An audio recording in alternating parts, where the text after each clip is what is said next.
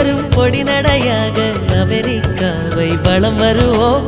கடல் மேல் சிவப்பு கம்பளம் விரித்து ஐரோப்பாவில் குடிபுகுவோம்.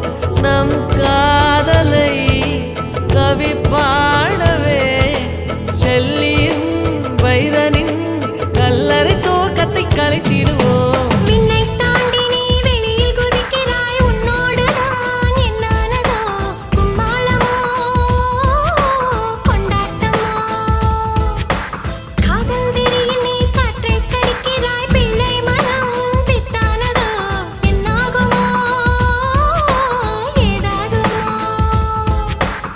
வாடை காற்றுக்கு வயசாச்சு, வாழும் பூமிக்கு வயசாச்சு.